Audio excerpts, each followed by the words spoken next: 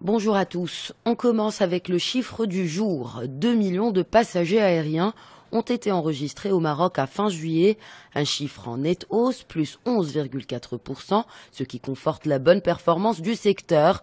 À lui seul, l'aéroport Mohamed V de Casablanca a accueilli la moitié de ce trafic. D'autres aéroports ont pour leur part affiché une performance à deux chiffres. C'est le cas par exemple pour Ouarzazate ou encore Tanger. Par marché, 75% du trafic est européen. Les arrivées du marché de l'Amérique du Nord ont enregistré une croissance de 18%. Et puis, cet autre chiffre, 10,3 millions de visiteurs sont entrés sur le sol marocain en 2016. Selon un rapport de l'Organisation mondiale du tourisme, l'OMT, le Maroc est ainsi le pays à la tête des destinations les plus prisées du continent africain. D'après l'OMT toujours, le Maroc dépasse l'Afrique du Sud, la Tunisie et l'Égypte. Et toujours à l'échelle continentale, l'Afrique a accueilli quelques 58 millions de touristes en 2016, soit seulement 5% de l'ensemble du tourisme mondial. Mais l'organisation est optimiste pour les perspectives futures. Elle estime à 134 millions le nombre de touristes qui devraient visiter l'Afrique d'ici 2030. Et selon le même rapport, l'Europe a connu une nette hausse des arrivées de touristes internationaux, plus 6% sur les 5 premiers mois de l'année, preuve que la confiance a été rétablie dans quelques destinations affectées par des incidents liés à la sécurité. En gros, le tourisme mondial se porte bien. Entre janvier et avril, on a dénombré 369 millions de touristes à travers le monde. La croissance a été nettement portée par l'Asie du Sud, suivie de l'Europe du Nord et de l'Amérique centrale. Pour l'Afrique, les données de l'OMT font ressortir une hausse de 8% des arrivées, des chiffres qui devraient croître encore plus après la fin de la saison estivale, pic des arrivées dans la plupart des principaux marchés émetteurs et destinations touristiques à travers le monde.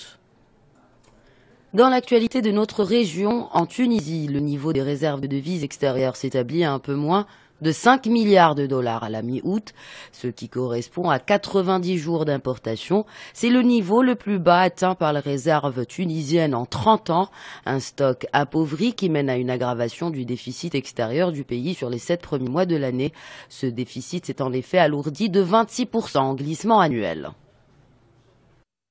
Par ailleurs, le déficit de la balance commerciale alimentaire en Tunisie s'est aggravé de 87% durant les 7 premiers mois de l'année.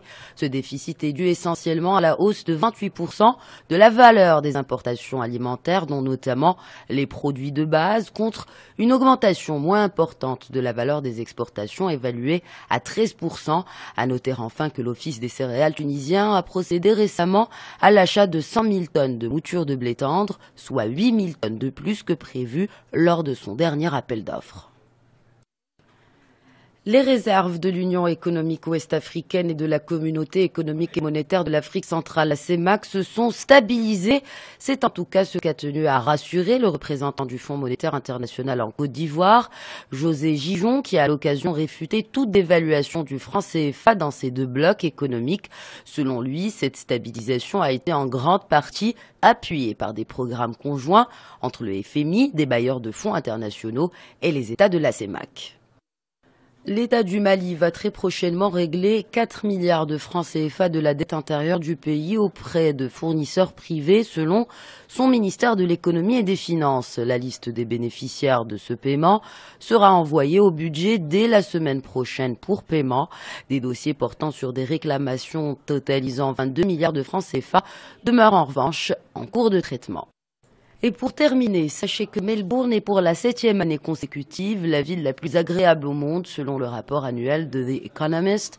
Melbourne se classe en tête de 140 villes étudiées juste devant la capitale autrichienne Vienne et le trio canadien Vancouver, Toronto et Calgary. L'enquête note les villes selon 5 grands critères, à savoir la stabilité, les services de santé, la culture et l'environnement, l'éducation et les infrastructures. Au bas de ce classement se trouve la capitale de la Syrie, Damas, ainsi que Lagos au Nigeria et Tripoli en Libye.